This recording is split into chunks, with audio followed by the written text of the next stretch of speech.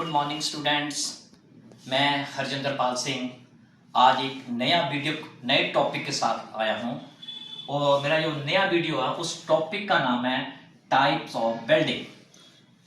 आज हम वेल्डिंग के बारे में जानेंगे कि हमारी कौन कौन सी वेल्डिंग होती है। सबसे पहले हम आते हैं फोर्ज वेल्डिंग, जो कि बहुत पुरानी वेल्डिंग थी। पुराने जमाने की जो वेल्डिंग है उसको हम फोर्ज वेल्डिंग कहते हैं। और दूसरे नंबर पे आता है गैस वेल्डिंग और तीसरे नंबर पे आता है इलेक्ट्रिक आर्क वेल्डिंग और अगली हमारी चौथा नंबर आता है रेजिस्टेंस वेल्डिंग। पांचवा और आखिरी आता है थर्मिट वेल्डिंग। ये जो 5 प्रकार की वेल्डिंग होती है आज हम इसी के बारे में डिस्कस करेंगे। तो सबसे पहले हम लेते हैं फोर्ज वेल्डिंग। फोर्ज वेल्डिंग जो कि बहुत पुराने समय से चलती आ रही है, इसको ओल्डेस्ट मेथड भी कहते हैं और इसको ब्लैक स्मिथ वेल्डिंग भी कहते हैं। इस वेल्डिंग प्रोसेस में, जो फोर्ज वेल्डिंग में, ये लोहार का काम होता था। इसमें लोहार क्या करता था, 2 पीसेस को जिसको हमने वेल्ड करना होता है उसको वो पट्टी में क्या करता था, प्लास्टिक स्टेज तक उनके सिरों को गर्म करता था। और जब वो सिरे गर्म होते थे और उसका जो कलर है सिरों का वो प्लास्टिक स्टेज तक गर्म होता था, जब वो हल्के पीले रंग से ऑरेंज कलर तक हो जाए तो वो उस कलर को देख के फिर वो प्रेशर देता था हैमर के जरिए ताकि वो पूरा शेप दे सके। और इस प्रोसेस में जो टेम्परेचर यूज किया जाता था तकरीबन 1300 डिग्री सेंटीग्रेड तक टेम्परेचर पहुंच जाता था। शुरू में माइल्ड स्टील और अलॉय स्टील के मेटल को ये बेल्ट करता था और ये सबसे पुरानी बेल्टिंग थी। और इसमें जो हम प्रेशर देते थे मैकेनिकल सिस्टम में हैमर के जरिए या फिर हाइड्रोलिक प्रेशर के जरिए, इस मेथड में हम फोर्ज वेल्डिंग में यूज करते थे। और सेकंड जो हमारा मेथड है वो है गैस वेल्डिंग। ये जो गैस वेल्डिंग है ये एक फ्यूजन मेथड है, यानी कि एक फ्यूजन विधि है। इसमें हमने क्या करना होता है, एक गैस ऑक्सी असेटिलिन मेथड के जरिए मेटल्स को हमने मेल्ट करना होता है, उनके किनारों को मेल्ट करना होता है। फिर उसी प्रकार के फिलर रोड से हमने उसको, जो मेटल के किनारों के बीच में वो गैप रह जाता है, उसमें फिलर रोड के जरिए उसमें हमने ऐड करके वेल्ड करना होता है। ये जो गैस वेल्डिंग प्रोसेस है ये मैक्सिमम ऑक्सी असेटिलिन गैस वेल्डिंग के थ्रू किया जाता है। वैसे तो हम दूसरी गैसेस भी लेते हैं ऑक्सीजन के साथ, जैसे एलपीजी हो गई, इथेन हो गई, ब्यूटेन हो गई, प्रोपेन हो गई, हाइड्रोजन हो गई, तो ये भी गैसें हम ले सकते हैं। हम ऑक्सी असेटिलिन गैस का क्यों यूज करते हैं, क्योंकि इसका टेम्परेचर ही इतना हाई होता है, हमने जिस मेटल को मेल्ट करना होता है आसानी से मेल्ट कर सकते हैं। फॉर एग्जांपल इन दोनों मिश्रण का जो ऑक्सीसेटिलिन का टेम्परेचर होता है वो 3100 से लेके 3500 डिग्री सेंटीग्रेड अप्रोक्सीमेटली होता है। और जो बाकी गैसें हैं जैसे ऑक्सी एलपीजी ले लें, उसका जो टेम्परेचर होता है 1400 डिग्री सेंटीग्रेड है।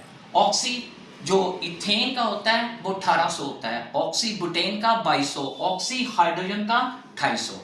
यानी कि कहने का मतलब क्या है कि ये जो बाकी गैसेस हैं उनका जो टेम्परेचर इतना लो है वो हमने जिस मेटल को मेल्ट करना आसानी से नहीं कर पाते, इन दोनों का मिश्रण ज्यादा टेम्परेचर यूज होता है। ठीक है, तो हमारा जो सेकंड था वो है गैस वेल्डिंग। थर्ड आ जो इलेक्ट्रिक आर्क वेल्डिंग। ये जो इलेक्ट्रिक आर्क वेल्डिंग है ये भी एक फ्यूजन वेल्डिंग है। हमने इसमें क्या करना है, इलेक्ट्रिक आर्क का प्रयोग करना है। इसमें क्या होता है कि हाई फ्रिक्वेंसी इलेक्ट्रिक आर्क को मेटल के बीच में हमने करंट देके उसको मेल्ट करना होता है, जिसमें इलेक्ट्रोड भी मेल्ट होता है और बेस मेटल भी मेल्ट होता है। और इस टेम्परेचर से, जो टेम्परेचर होता है मेल्टिंग का, वो 3200 से लेके 4500 डिग्री सेंटीग्रेड अप्रोक्सीमेटली होता है। और इस इलेक्ट्रिक आर्क में हमने जो टेम्परेचर देना है वो एसी पावर भी हो सकती है और डीसी पावर भी हो सकती है। अगर हमने एसी पावर यूज करनी है तो वो ट्रांसफार्मर से यूज कर सकते हैं। अगर हमने डीसी पावर यूज करनी है वो मोटर जनरेटर सेट या रेक्टिफायर सेट से यूज कर सकते हैं।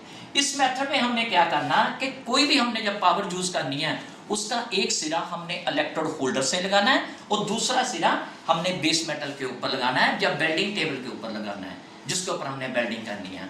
इसमें हमने क्या करना है, जो हमारा इलेक्ट्रोड है वो जॉब के ऊपर हमने टच करके पहले उसको टच करना है सर्किट कंप्लीट करने के लिए, फिर हमने थोड़ा सा एयर गैप देना है, वहां बिजली की कंटिन्यूस चाप बनती है, उसी चाप के थ्रू हमने वेल्डिंग की लेयर लगाते हुए पूरा प्रोसेस करना है। वहां पे वो वेल्डिंग ज्वाइंट लग जाएगा, जब वो ठंडा होएगा तो काफी मजबूत ज्वाइंट बनता है।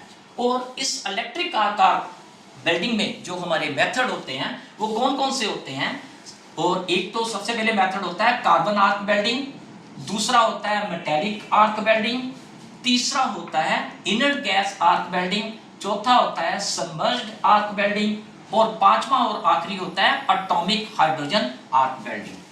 इतने प्रोसेस में ये इलेक्ट्रिक आर्क वेल्डिंग यूज की जाती है। और इसके बाद आता है चौथा रेजिस्टेंस वेल्डिंग। ये जो रेजिस्टेंस वेल्डिंग है इसमें हमने क्या करना है, एक हाई एम्पियर का जो करंट होता है वो हमने दो मेटल के पीसों के बीच में से गुजारना होता है।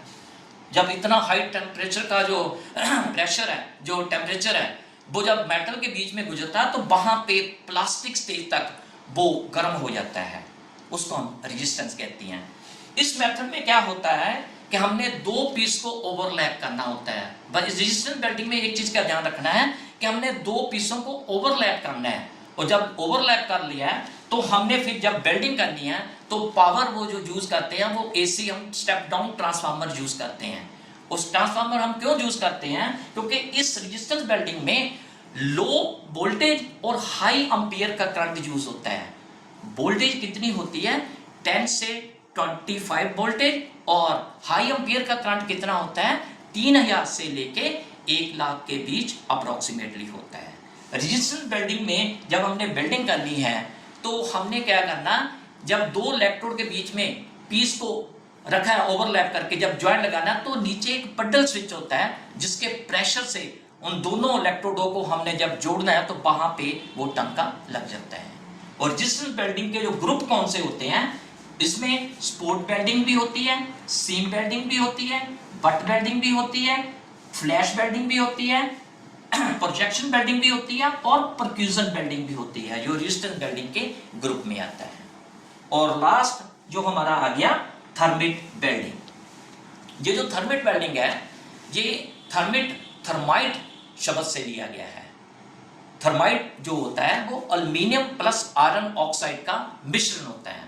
ये जो एल्युमिनियम प्लस आयरन ऑक्साइड का मिश्रण होता है, इस तरह इसका जो टेम्परेचर होता है ना, इस दोनों का मिश्रण से वो 3000 से ऊपर पहुंच जाता है। इस मिश्रण में इतना टेम्परेचर होता है जो कि लोहे के मेल्टिंग पॉइंट से भी डबल होता है, क्योंकि जो लोहे का मेल्टिंग पॉइंट है वो 1500 अप्रोक्सीमेटली है। इस मिश्रण में जब एल्युमिनियम आयरन ऑक्साइड से ऑक्सीजन लेती है तो उसका ऑक्साइड बनता है। तो वो क्या होता है कि जब ऑक्साइड बनता है तो वो हल्का होने के नाते वो ऊपर तैरता रहता है। जो स्लैग है उसके नीचे वो जो लोहा गर्म होता है वो नीचे बैठ जाता है। प्लस इस प्रोसेस में हम एल्युमिनियम परऑक्साइड के पाउडर का भी प्रयोग करते हैं, जिसका टेम्परेचर 1530 डिग्री के ऊपर से शुरू होता है। इस प्रोसेस में जो केमिकल क्रिया है वो एल्युमिनियम प्लस आयरन ऑक्साइड का होता है। एल्युमिनियम प्लस आयरन बराबर aluminium oxide plus iron plus heat पैदा होती है इस प्रोसेस से। इस एल्युमिनियम प्रोसेस में 8 भाग एल्युमिनियम का पाउडर प्लस 3 भाग आयरन ऑक्साइड का पाउडर होता है, और ये जो मिश्रण होता है ये तकरीबन 30 सेकंड के अंदर पूरा हो जाता है।